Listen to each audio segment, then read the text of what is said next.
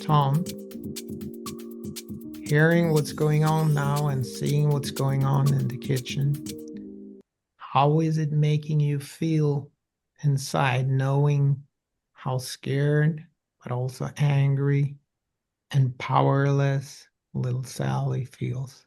What is it making you feel inside, Tom?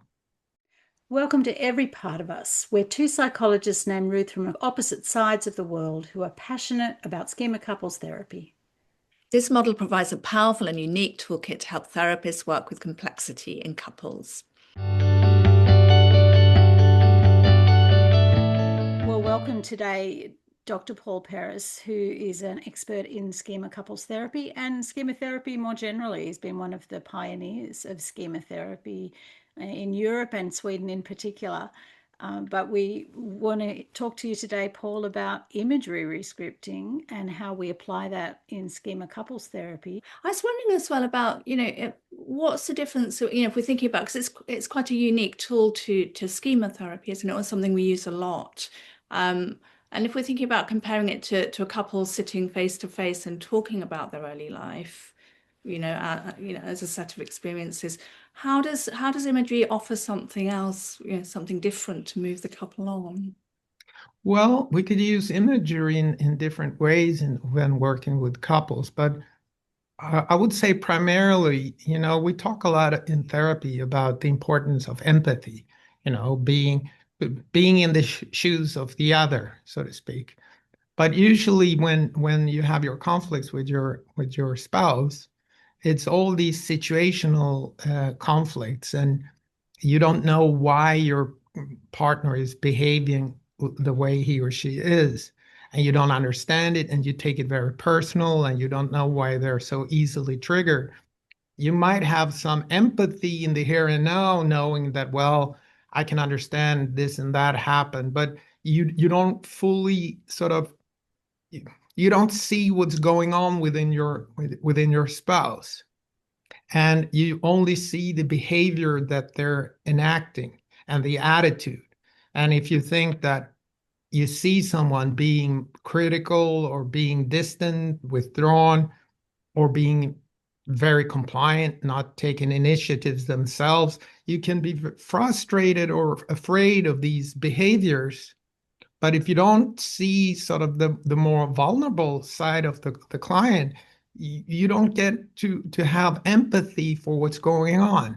So helping the couple to see each other's background and what they have experienced in close relationships, it gives them what we call a deeper empathy for the partner. And deeper meaning knowing you from where things sort of started or originated. But if you do an imagery or talk about the childhood origin of schemas and so on, and they see how sort of vulnerable the partner were at these situations, they feel it's easier to elicit sort of a strong empathy for them. So that's when you talk about sort of childhood things. But then if we want to go further, we could do imagery where the spouse will do the sort of healthy adult restructuring in these childhood experiences. Yeah.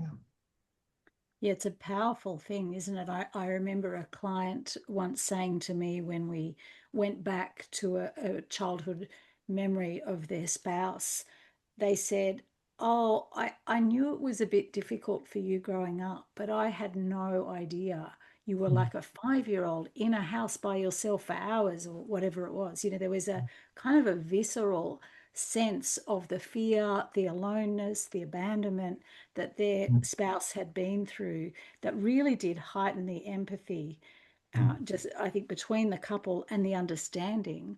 It's key that we as therapists make sure that both partners in the here and now in the room are feeling sort of seen and heard and validated. Because if you start to talk about childhood experiences and with one partner and the other partner is at the moment frustrated or feel that whatever their needs are not met in the here and now, it will backfire most likely because they don't have empathy to listen. So I just wanted to stress that is that whenever I would do imagery for re-scripting with a partner doing the re-scripting, it's further into therapy because I really want to be sure that the one that I would bring into the imagery of the other have a healthy adult capacity. And I do a lot of sort of helping them, saying and giving examples. What if it feels right for you? Would you say something like this and so on? Because it's sort of guiding how to do it. And sometimes I'm there together with the spouse in the image. So that's first of all, it's important to see you don't start doing imagery re-scripting with partners before you know them both and before you have made a bond with each partner, because you need to make sure that it has to be safe. So that's sort of crucial. And as you know, working with the couples, some couples we meet, they have sort of more healthy adult when we start therapy. And some of our clients have quite severe personality difficulties. And then I would sort of wait.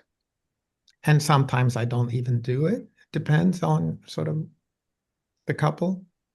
But what you always can do is do a silent imagery where you do the imagery, both of the partners close their eyes, and you start at the current situation. And when I do the imagery, I say, well, can you see yourself, blah, blah, blah, somewhere, right?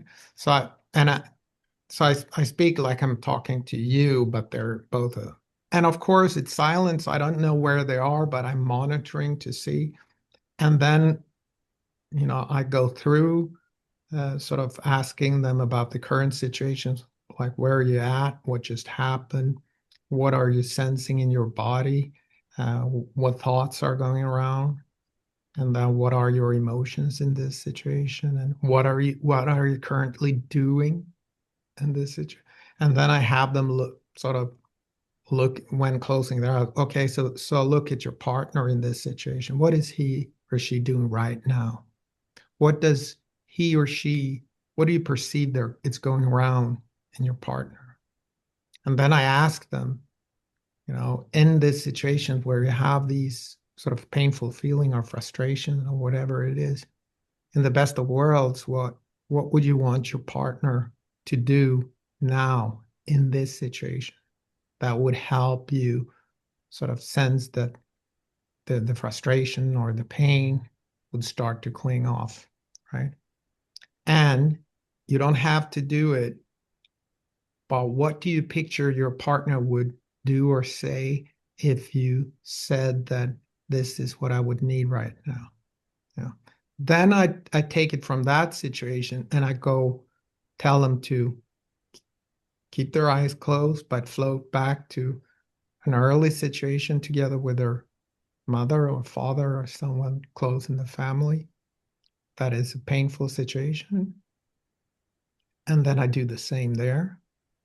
And then we end the imagery. And first of all, I tell them, I just ask them, did you get a situation from a current one?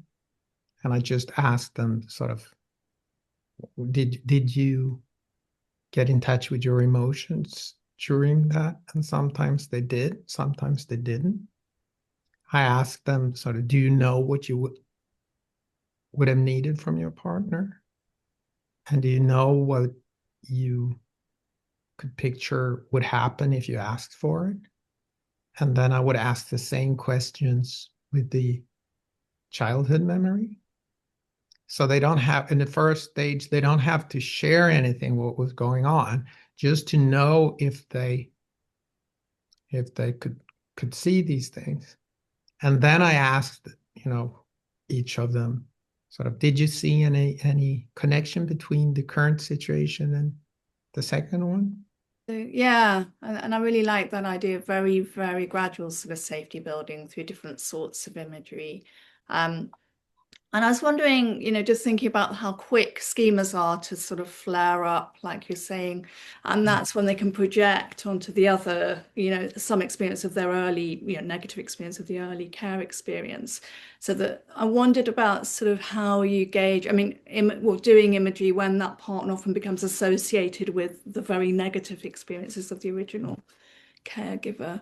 The thing is that when you do the imagery, and especially when you do it, the one I just described, when the silent imagery, and when you start in the current situation that happened maybe during the last week or whatever, and you go then to a childhood situation, it is easy for them to see then that, well, what happened in the here and now, like the current conflict, really ties into when I perceive you as my father, right? I could say, well, because I also ask them if you would tell them what you need and how what would your father do in this imagery? And they could say, well, he would never do anything. He was just mean, or he was just scolding, or he was just always distant and he didn't care about the family and so on.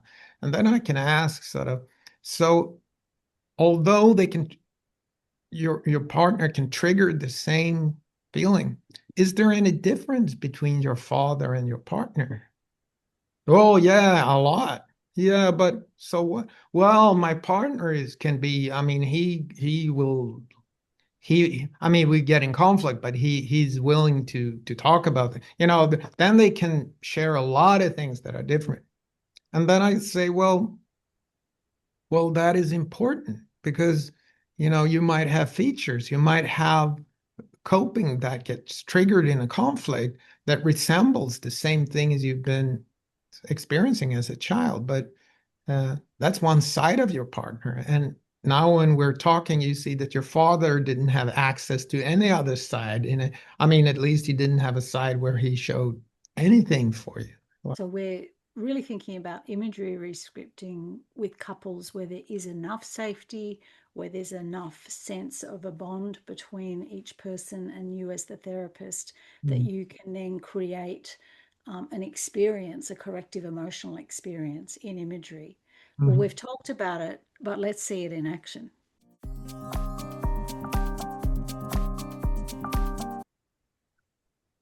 All right. So, before you start, so we we have seen I mean, I know you and you know me, and we have some bond, and yeah.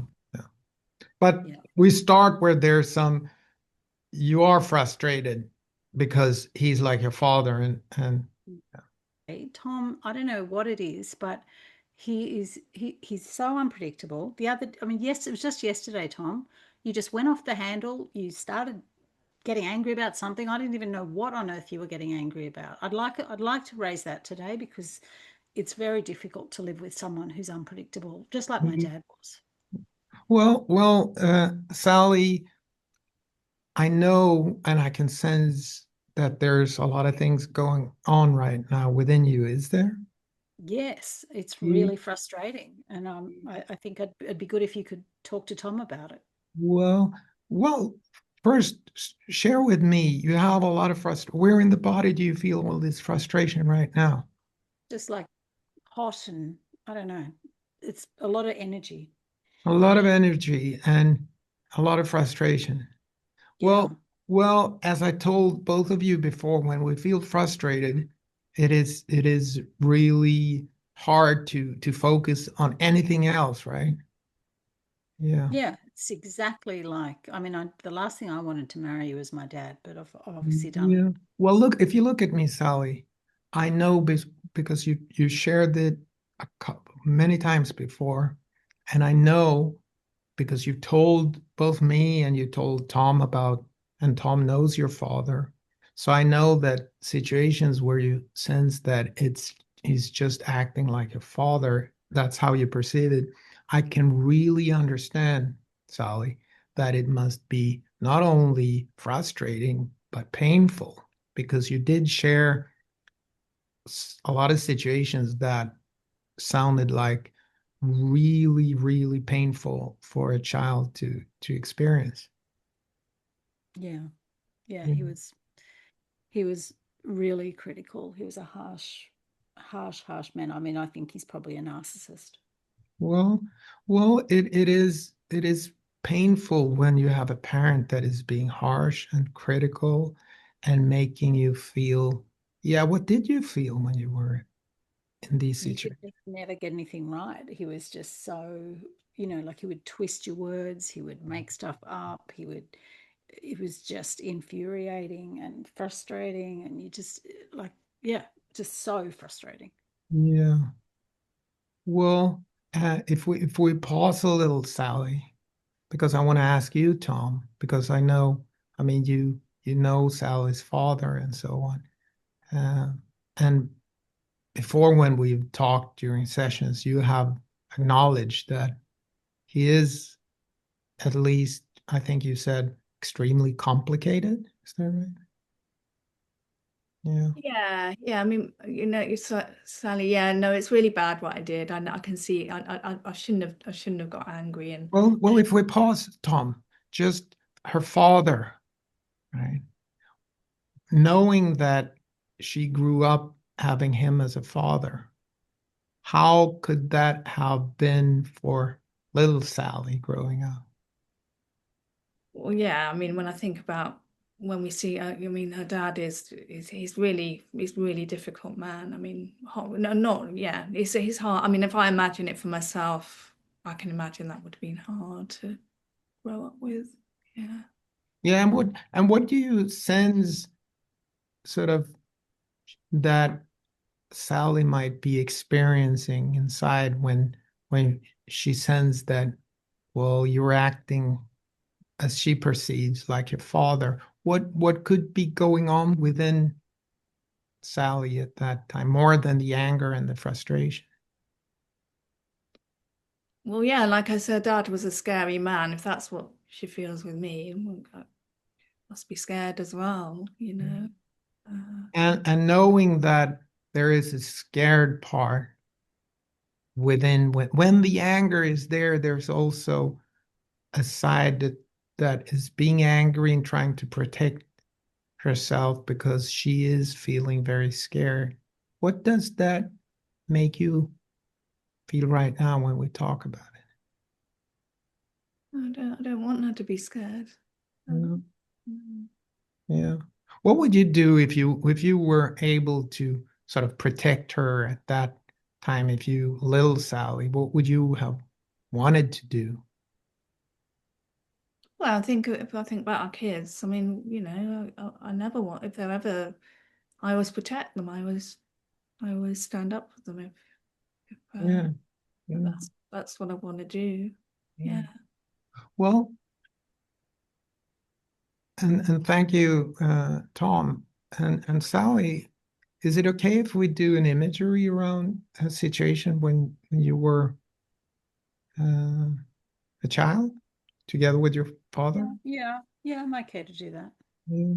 And the frustration you felt a while ago, has that clinged off now? Yeah, I'm kind of feeling a bit sad. And yeah, it's nice to hear Tom just say that, actually. Yeah. Yeah, I think I probably am scared. I don't know if I've really ever said that before. Well, I mean, it's so understandable that one would be scared. If you perceive Tom as your father, and Tom has described your father, you have described him, and it was not a nice sort of way to treat a child, to say the least, and so on, and to be scared when someone is twisting whatever you say and they're critical and punitive in a way that's scary. It is. I think that, but when you, a couple of minutes ago, when you said, you had all this frustration, and you said, well, he's just like my father, right? Was Mm. there any specific situation that came to mind when you said he's like my father? Well, yeah, because Tom was saying, that I sort of hadn't followed through with something with the kids. And it was just something about the look he gave. It reminded me Dad would make me stand by the wall, and he'd kind of look at me with these really angry eyes, and he'd make me say, even if I hadn't done something, I had to say it, and he'd just berate me like for hours and hours about whatever I hadn't done. Yeah. Well, can we do an imagery around that, Sally? Would that be okay? Yeah. Yeah. Yeah. Well, so and Tom, I'm going to really need you because you will need to help me in this imagery. So you just feel that you are with us and follow whatever we're doing, and I will ask you to come and help me in a while. Yeah. So, Sally, if you close your eyes, yeah,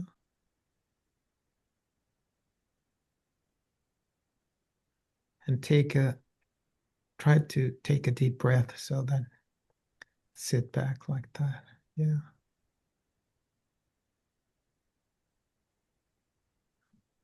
And try to get an image of yourself in a situation you told me about with your father. Yeah. Yeah. Yeah. Can you tell me where you're at? Yeah. I have to stand by the wall, and he's walking in front. He's just yelling, like I don't know what I've done, but I have to say something that he's like, did you do it? Did you do it? I don't know what I did, but I have to just say I've done it. How old are you in this? Uh, 4, 5.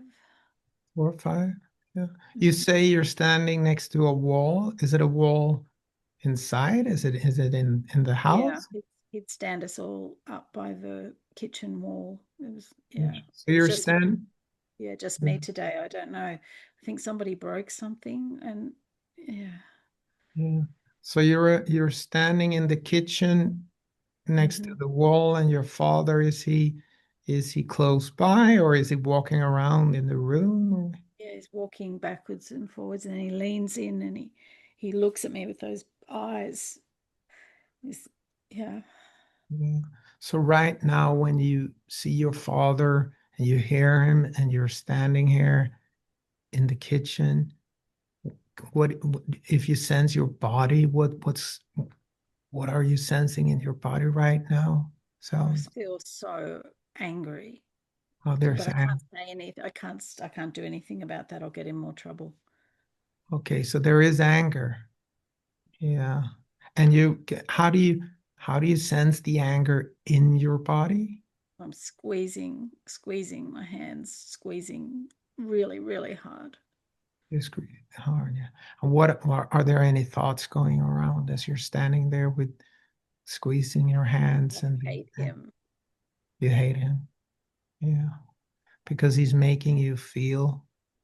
What is he making you feel when he's going off like this? I don't know. I don't know what to say. I don't know what's going to make him stop. I You feel don't know. scared. Yeah. So you're scared, but Mm-hmm. there's anger. You don't know what's going to make him stop, and you're Mm-hmm. squeezing your hands. And although painful being here, Sally, in the best of worlds, what would you need right now from your father? Although you might not think he would ever do it, but what would you need? I just need him to stop You and would leave need, me alone. yeah. So you would need him to stop and leave you alone, you say. Yeah. Yeah. So you don't want him to be scolding at you, being all this. I didn't do it. I didn't do anything wrong. Yeah. Well, so one thing is for him to stop doing what he's doing right now. And what would you want him to do instead? And not just leaving, but if he would do something that would make these scary feelings and the tension and the frustration and the feeling sort of not being able to change the situation, what would you need to have from him in order for these He real? would never do it. He would No, never. no. But in the best of worlds, he would, and I understand he wouldn't do it, but what would you need right now when you're feeling angry and underneath that, a lot of sort of fear and so on? And well, to say sorry, I was scaring you. Yeah. I don't. I don't. I just feel like someone has to be blamed, and or I don't know. I think if he never said sorry ever, never heard him say that. Oh, well, that's thank you, Sally. So I see that, first of all, having stop and stop treating you like this, and then as you're saying, he would never do it, but to acknowledge that he is doing wrong. Yeah. Yeah, Yeah. yeah. Yeah. If you keep your eyes closed, and although painful, I will ask Tom to come into the situation here in the kitchen, and he will come together with me, and we will stand next to you by the wall, a little in front of you. Mm-hmm. Can you see us coming in, standing there? Yeah. Yeah. What is it making you feel now? Now we're in the kitchen. You have your father there, and have all this frustration and being scared, and now we're standing there. It's good to have someone there, but I think you might get in trouble too. Yeah, that we might get in trouble. Yeah. Well, I will see now with Tom. Tom, hearing what's going on now and seeing what's going on in the kitchen, how is it making you feel inside, knowing how scared, but also angry and powerless little Sally feels? What is it making you feel inside, Tom? Yeah, like I want to help. I want to help her. Yeah. What would you want to say to her father now, knowing he's just going off, being angry? Well, I'd say, Steve, you just got to stop this. You just got to stop doing what you're doing. Yeah. And how would you want to say it? And do you want to say, Steve, you got to stop? Or how would you want to, what tone would you want to have? No, I'd say it a bit more forcefully than that. I'd say, Steve, just stop it. Stop doing this. She's only little. Stop it. You're hurting her. Yeah. Good. So when you're saying this forcefully, how is it making you feel, Sally? No one's ever said that. No one's ever stood up to my dad. Mm. How is your No, dad reacting when Tom is saying this? oh, he's just rolling his eyes. He's not even really listening, but it's nice for someone to say it. Yeah. No, thank you. And knowing, Tom, that now Steve is rolling his eyes when you try to tell him to stop. What is going through your mind, Tom, when you hear that he's not listening, he's rolling his eyes? What does that make you feel, Tom? Oh, it's just disrespectful, isn't it? I mean, doing that. Yeah. Is it okay is that something you would want to tell Steve right now, that he's acting extremely Yeah, disrespectful? yeah, Tell him. Tell him. yeah. Look, I'm trying to tell you something here, Steve, and it's really important you're listening and you're just rolling your eyes. That's just really disrespectful. It's important what I'm saying. Yeah. And if it's okay, tell him that it's his child who needs him, that he's being disrespectful towards, and it has to stop because it's making her feel so trapped, abused, afraid, and it has to stop. Yeah, Yeah, Steve, this isn't a way to be a father. It's you're making Ruth, you're so scared right now. And it's your job to be a father to her. And this isn't okay what you're doing. You just need to stop it. Yeah, good. What what is happening, Sally, for you hearing this? I really liked that you raised your voice. I really like that, because even though he's rolling his eyes, he's kind of slinking off now. I think when you said you need to be a father, that was, yeah, wow, that was big. Yeah. Yeah. And Tom, now when the father is still in the kitchen and you told him this, tell him what you think about little Sally as a person. Well, yeah, yeah. I mean, I think what you're not noticing here as a father, and it's really sad, is that Sally's a lovely girl.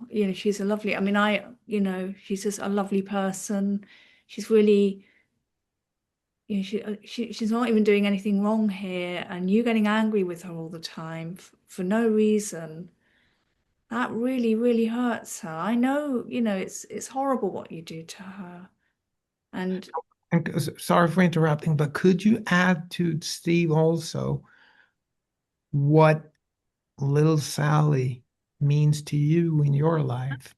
yeah. So yeah, Sally to me now, I mean, she's such a lovely mum, and she's really kind mum and thoughtful. She thinks a lot about what we all, in our little family, what we need every day. And I think she probably was always like this. And yeah, she's a really sweet person, really. And I'm, that's your daughter. Yeah, that's your daughter there, Mm, you know. yeah, great. And Sally, what's going on for you? So it's really overwhelming to hear Tom say that. I do try. I really do try. And I get really angry sometimes at the kids too. So I'm feeling a bit bad about that. Like I'm being a bit like my dad. Mm. Well, is it okay if I say a few words to your father as well, since I'm standing here in the kitchen? Yeah. Yeah. And I have you, Steve, next to me also here in the kitchen. And Steve, I want to tell you that, it is important for you to know that when you're treating your little girl like this, she's not only sort of scared and frustrated and feel so totally sort of subjugated. There's no place for her to go because she's now 4 and you're treating her like this. But this will continue in her life, not being afraid to express herself. And the worst thing she wants to be, Steve, is like you.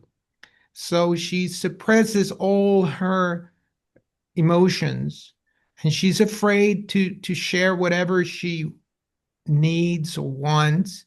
And it can come out in being angry at Tom, being critical to Tom, being angry at the children. So what you're doing right now, Steve, is really causing her whole life be so painful. So I'm so glad to see Tom coming in, standing up for your daughter, because it is you really need Steve to either stop behaving like this or go and get some help somewhere, because it's not okay.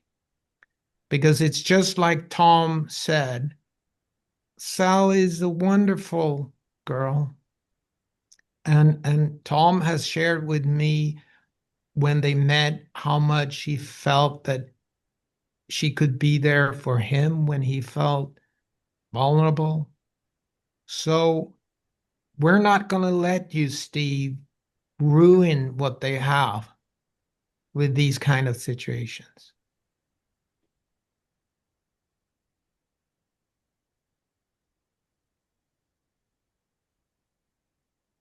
How is that for you, Sally? I agree. I don't want my dad ruining our family, our little family. I don't No, want that anymore. no.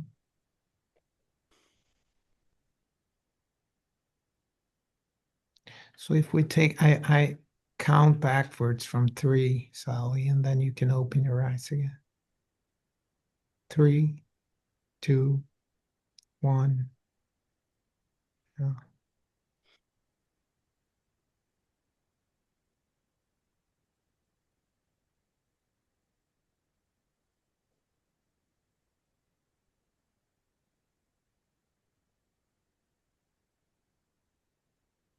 So how was that, Sally? Wow. Well, I feel pretty overwhelmed by that. It Mm, was pretty yeah, if it was I felt like I was a little kid again, seeing dad. All those feelings came right back, and then it was so strange to have you and Tom come in, but it felt good. And yeah, like amazing to have someone stand up for me. And I just, yeah, that just never happened. It never happened. mm. So if you want to share something to Tom, if there was something Tom did that felt good, could you tell him now? Yeah, Tom, you saying to dad to stop, and that's not what a father should do, that really struck home to me. It was, yeah, I felt you had a strength in you when you said that I don't see very often. Mm, That felt really good. yeah. Well, it's nice to hear. And for you, Tom, how was it to be standing up for Sal in this? Yeah, well, it just made me feel really like I wanted to protect you, Sally. I mean, it's one thing you've told me a lot about your dad in the past, but I never had any didn't realize how bad it was, you know. Yeah. Mm. Well, that's fine. And also, Tom, I'm thinking because when we've talked before that you have a side that can be quite, to say the least, compliant, right? You don't Hmm. want to get any conflicts, and that's what you're Yeah. struggling with when Sally at times becomes critical or Yeah. angry. So being assertive like you were now, how did that make you feel? Yeah, felt good. Felt good. I wanted to be there for Sally. Really did. Why? Because it was wrong what her dad was doing to her. Yeah, Wanted to be strong for her. yeah. The part of you that sensed it was wrong, where is that part within you? In what way? Yeah, where is that? The part that sensed that this is wrong. You needed to be strong for her. You wanted to protect her. Where is that side of you now in your body? Maybe Where more is? fear. Fear. I feel it more Yeah, fear. Yeah, like a strength. Yeah, like a. yeah. Because it was I want to because now when I'm listening to Sally, she's saying that it really felt nice when you stood up and told her father it was wrong. So it was that assertive side. Mm. And so the side that she wants to see in you, the side that takes sort of not just try to smoothen things out or Mm, backs mm. off. It's a side that, and can you feel it now as we're Yeah, talking? yeah, I can. I can. Feels a bit more powerful. Feels. Yeah. Yeah. And to see that you can really be there for Sally I mean, just listening to both of you now, also knowing how afraid you've told me you are when she becomes angry or critical, right? So it's important that you remember that you have this side, and if you, Sally, become triggered and angry, for you, Tom, it's important to see what's beneath the anger and care for that side. And if you're able to stay in the moment without withdrawing or starting to subjugate to her, she will feel a lot safer. And you can remind her that it's you, you're here, and you notice that and you could ask you, Sally, would it be okay if he asked it, if, am I triggering you right now, that you perceive me just like your father? Yeah, I think that would be all right. I think I want to kind of be careful, because one thing I noticed is I can turn into my dad. It's a bit weird, because I think I said, Tom, you're like my dad, but maybe I'm more like my dad than I realized.